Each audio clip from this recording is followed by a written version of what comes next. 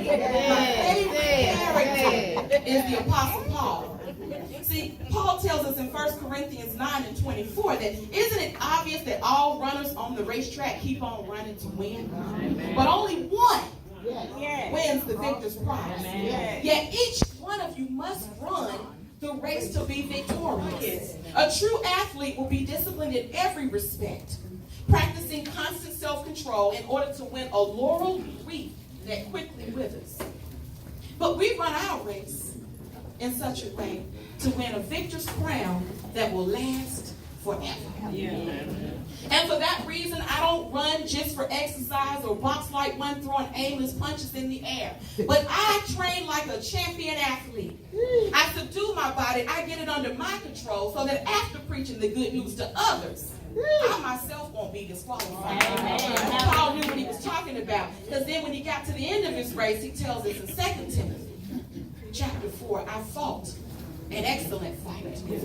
I finished my full course, and I've kept my heart full of faith. There's a crown of righteousness waiting in heaven for me. And I know, he said, I know that my Lord will reward me on his day of righteous judgment. And this crown is not waiting only for me. See, he wasn't selfish. He knew that in all his suffering, it wasn't about him. He said, this crown is not only waiting for me, but for all who love and long for his unveiling.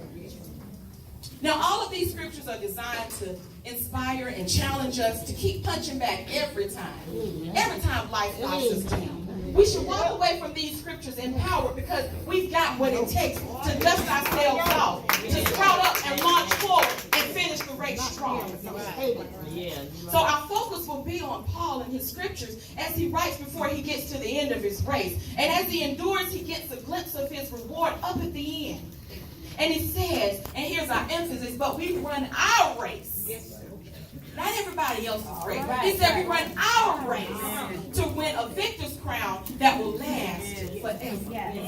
So, we got costume jewelry, we bling it out, we look good, but that stuff don't last forever, right? So the Apostle Paul knew what he was talking about when he said, but I run my race. I may not be able to get a Louis Vuitton bag because we know how much they cost, and but I know how much it costs. And I say, Lord, let me run my race. Let me run my way in such a way that I obtain a crown that will last forever. We have shoes that look good. We got red bottoms and, other color bottoms and everything else. But, I run my race. The shoes run out. The shoes run out. I run my race. I see your crown that will last forever. Lord, bring me back, Lord. He said, you're crowning, Kimberly. You're crowning. I can recall these words each of the 3 times I would lie in the delivery room, bringing my children into this world. See, this is the miraculous moment during labor when a baby's head breaks forth and fully appears in the vaginal opening as it emerges into life. So I know we're speaking of crowning in the sense of childbirth, and I know as mothers we've all gone through the painful experience of crowning and giving birth in a delivery room. But how many of you in this room know without a doubt that God has firmly planted a destiny and a purpose deep down on the inside of you? A calling so deep that it's a calling deep down on the inside of you that you gotta fulfill it. Amen. As a matter of fact, it's been there so long. It's been there since childbirth. It's been there since before you were born. Because God said, before I put you in your mother's womb, I knew you. I knew what I would have you doing. I knew where I'd have you go. I knew the relationships I'd have for you. I knew the work, the purpose, and the authentic reason why I put you on earth. He said, I knew. And you know. Because as a matter of fact, it's been there for so long that you're asking the Lord, how long? How long? How long, Lord?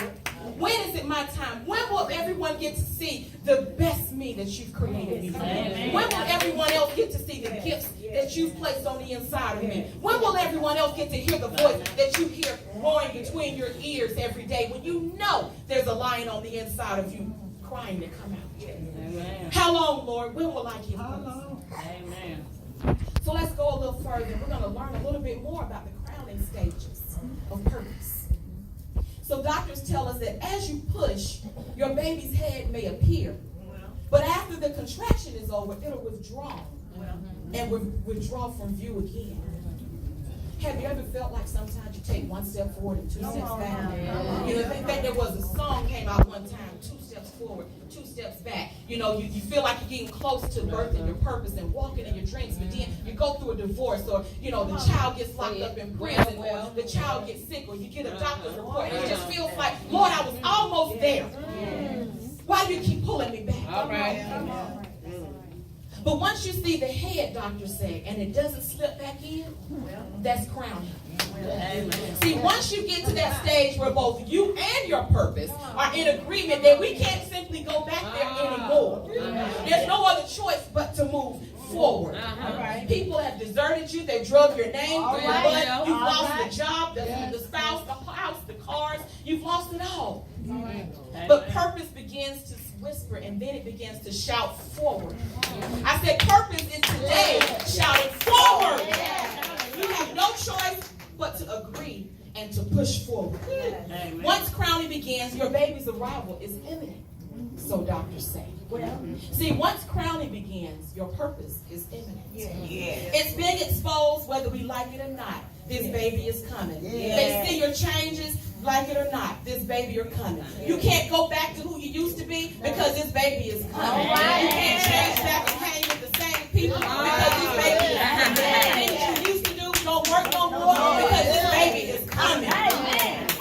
During the second stage of labor, doctor says that you will push to help your baby finish the descent into the pelvis and down into the birth canal. See, purpose is coming now. But purpose needs for you to do one thing and do it at the right time. Purpose needs you to do what? To push. As birth crowning takes place and your baby's head begins to emerge from the canal, you may experience a sensation of burning, and the scientists call that the ring of fire.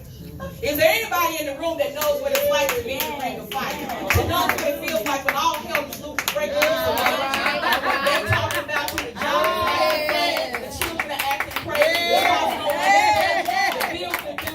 When everything around you is breaking apart, that's the ring of life. The doctors say during the pushing process, they suggest that you sit in an upright squatting position to make tearing less likely. So I thought about that. I said, what is this tearing, God? You know? He said, you know that time you want to cut somebody out? You know that time you want to just pack your stuff and walk out the job? That's tearing. That's moving too fast. That's moving out of God's alignment. And sometimes when you're in that ring of fire, God needs for you to sit still. Doctors tell us that even though this is probably the most painful part of your labor, it helps to relax. You know, I've heard God say relax sometimes. And you know, when you burning, like you upset, and I tell you, man, when you ready to give them a piece, it's hard. But God says, breathe. Doctors say, like breathing, taking short, shallow breaths in and out as if blowing out a candle on a birthday cake. Did they tell anybody else that in the delivery room? Because I could never get that part right. But I never tore. I never tore. This helps you resist the urge to bear down with all of your might, which if your baby's head is on the perineum, it can cause a tear. But once the ring of fire feeling passes, there comes a blessing. The major part of labor is over. Amen. After birth crowning, the rest of your baby's head will emerge, followed by your baby's body. Now the hardest part of delivery is gone. Today, I want you to know that the hardest part of your delivery is done. You come through the fire, you stood through the toils and the snares. They wanted to knock you down, they wanted to count you out, but you kept standing, you kept going, you kept pushing, and now the hardest part of your delivery is done. You're crowning, baby. You're crowning. Now that my one small children have developed wings, you know, because we go into crowning, we push these babies out, we birth them, we give them life, and we raise them. Sometimes they lose their mind along the way. And say, Lord, you help me. I feel like I'm crowning all over again, right? But now that my once small children have developed their wings strong enough to leave the nest and begin their own lives. I got one still with me. I'm still with me. He already flapping. The dreams and the visions that I've held close to my heart all these years are now beginning to manifest. They're now beginning to be birthed right before my eyes. Hence the term crowning has taken a new definition for me. In 2019, the word crowning means something totally different from Minister Ford. I'm learning in this season that as mothers, we're always doing one of three things. We're always either conceiving, we're always carrying, or we're crowning. We're always doing one of three things: conceiving, carrying, or crowning. We're conceiving when we're in that period of isolated intimacy with the Lord, receiving instructions from Him. Prayer, prophetic dreams, and visions are being revealed to us, and He's showing us that which is to come. And then we start carrying. That's when we're nurturing God's promises. We're developing confidence to push. We're shaping our dreams, and our visions are taking form. We don't know how the manifestation will occur. We don't know what's going to happen on the journey. We don't know what blocks the enemy has on our path up ahead. But we know we are pregnant with purpose. We know that there's something moving on the inside of us. But during this carrying stage, we go through the disappointment. During this carrying stage, we go through the rejection and the neglect. We go through the abandonment, the failures, and the setbacks. But we know. We know. Yes. Yes. We know. We know we're still pregnant. Yes. My experience tells me that the longer we carry, the greater the assignment. Yes. I said the longer we carry, the greater the assignment. Does anybody in this room feel like I've been carrying my whole life?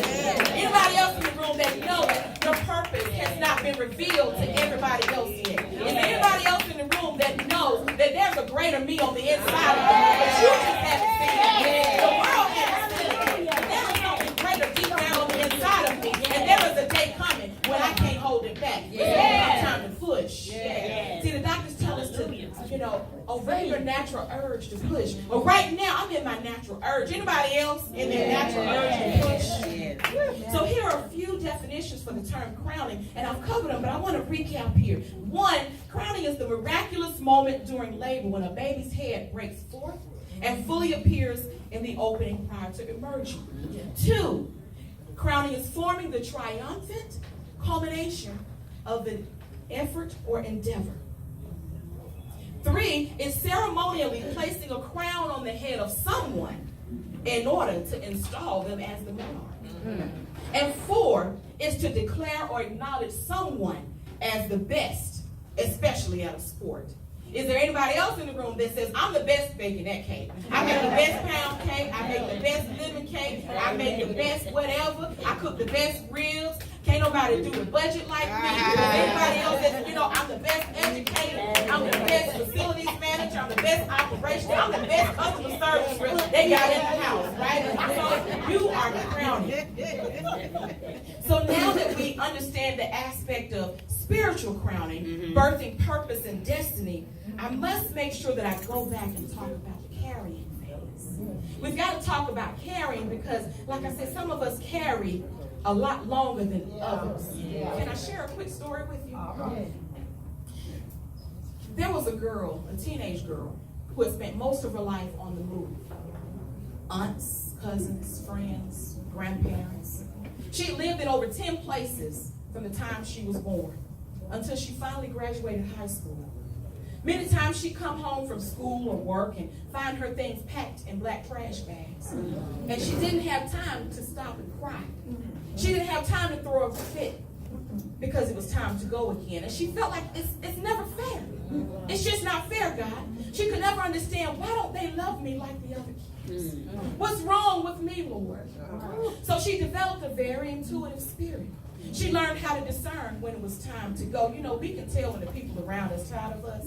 Even though we ain't did nothing wrong. It's so thick in the air, you can almost touch it, the tension in the room. She knew when it was time to go. She became highly intelligent. In her career, she became highly sought after because she was able to outperform. See, she had gone through her life performing for a place to stay. She could outperform, outrival, and run laps around her colleagues. But even this spirit of excellence, even though it opened doors and placed her before great people and before executives, her work ethic would help her to rise to the top level of her game. But even that strong work ethic, even that spirit of excellence would send her running. See, she could always determine when it was time to go. And her colleagues just couldn't seem to figure out how in the world is it that she's able to learn and do and move so fast without a college degree. Amen. You know, we hear on the news how they pay for their degrees. They pay their way for college. But this girl ain't been to college. She ain't paid for no degree. But she coming in here running laps around us. How? So at age 40, she obtained a degree. She said, okay, I'll go back to college. She obtained a degree. She said, maybe this will answer all their questions. Maybe this will validate me and make me qualify to sit at the table. Maybe this will stop them from making me run. Maybe I won't have to run so much. I can be stable and things will stop changing in my life. But still, after the degree, over the course of her career, she would still move, elevate, and transition from company to company, escaping the racism, the harassment, and the plain old intimidation of our white counterparts. She worked for 10 different corporations and was promoted 6 times out of the 10. But it was always only a short time. It doesn't take long for someone to recognize your value. It doesn't take long when excellence is in the room for other people to recognize and notice. Yes. It was always only a short time before someone became threatened by her intelligence and her work ethic. And their mission became, get her out of here. See, you can finish the sentence. Because you hear it. You hear it just like I did. Amen. I know everybody else can relate, but it's not fun being black and intelligent and female. Right. And don't be good looking. Amen. It's just not fun. It's not fun. She found herself a scared, homeless teenager more than 10 times. In her career, she was forced to change jobs over 10 times. And I won't even begin to count the number of relationships that the Lord shut the door on. Amen. But in this last role, when she got the job, she thought, finally, my dream role. Finally, they like me. Finally, they're rolling out the red carpet. Finally, they sent a limo to pick me up. Finally, they're traveling me all over the world. I hit the jackpot. Making more money than ever. She built her first home. She thought, finally, here's my reward. Finally, here's my crown. That's what she thought. But then that voice that you always hear. She heard that voice that she feared so many times. She'd hear it in the midnight hour at some jobs. Sometimes she'd hear it in the middle of the day sitting at her desk. But she heard that voice that she was so afraid of. And the voice said, don't settle in. Don't get too comfortable. And she said, Lord, please, this time let me stay.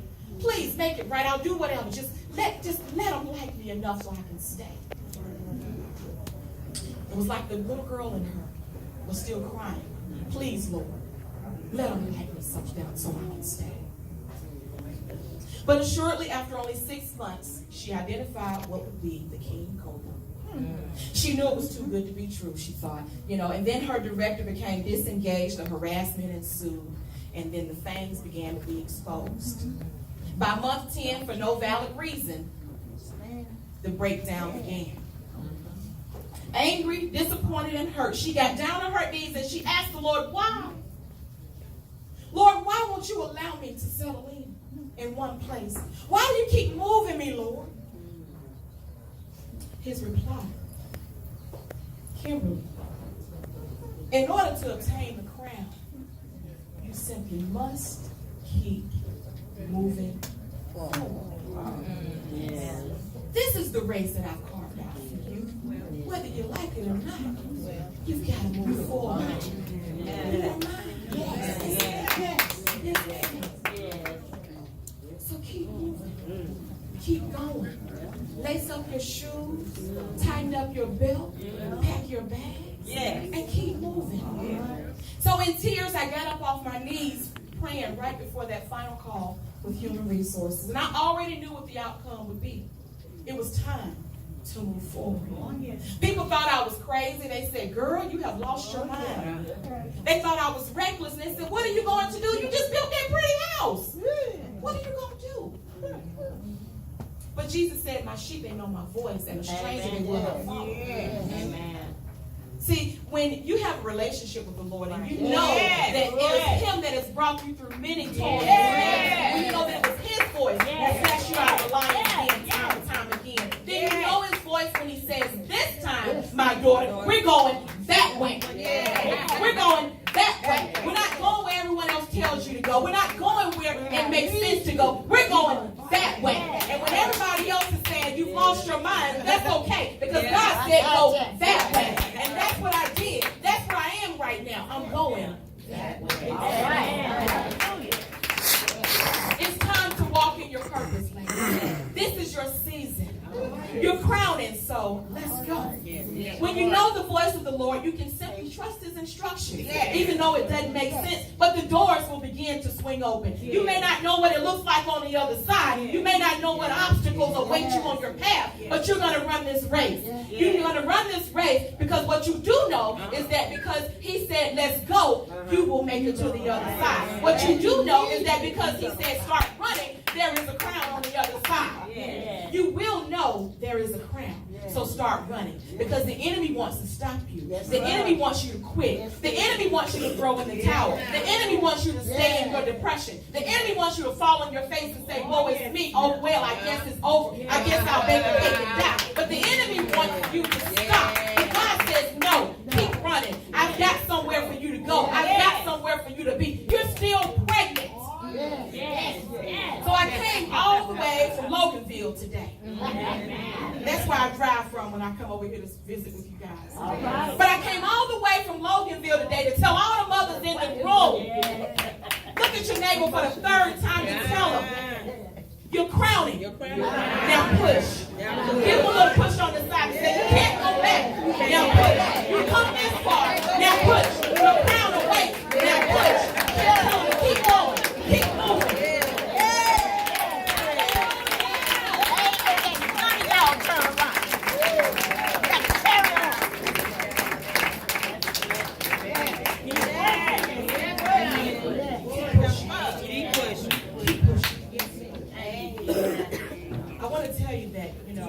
When we run our race, it's important to know that we can never run on empty. We can't run on empty. But I've been able to survive every trauma. From rape to domestic abuse to childhood abandonment. I've been able to overcome every obstacle that has been placed on my path. But I was able to overcome because every step of the way, God filled my love. He continued to satisfy my thirsty soul every step of the way, so that I could continue to run my race. I would often wonder, God, how? Why? Why is it that I was able to make it through when others died? How did I make it through all of this trauma with my mind in one piece? I had lived most of my life abandoned, rejected, and neglected. I lacked the validation that every child needs. I wonder, how did I slip through the enemy's hands? Because I'll tell you, he did have me at one point. He did have my mind at one point. He did have my heart at one point. So I said, Lord, how did I make it through? How did I slip out of his hands? And God said, Kimberly, I filled your tank. He said, I satisfied your soul even when you thought you wouldn't make it. Even when they said you wouldn't amount to anything. Even when they looked down on you. Even when they said, oh, well, it's over for her. He said, I filled you up. When you were rejected, I loved you. When you doubted, I gave you hope. When you were abandoned, I drew you into my presence. When you were neglected, I provided for every one of your needs. When you were knocked down, I picked you up every single time. He said, when you were empty, I satisfied your thirsty soul. When you were empty, I satisfied your thirsty soul every single time. Mount Welcome. Women of Mount Welcome, I see you crowning today. I see you crowning today. It's time to push. Look at your neighbor again and tell them it's time to push. Let's get up. Let's run this race to the end. Let's fight. Let's move forward. Let's fight up the enemy. Let's move forward. We got what it takes. We got what it takes. Amen. Hallelujah. And everyone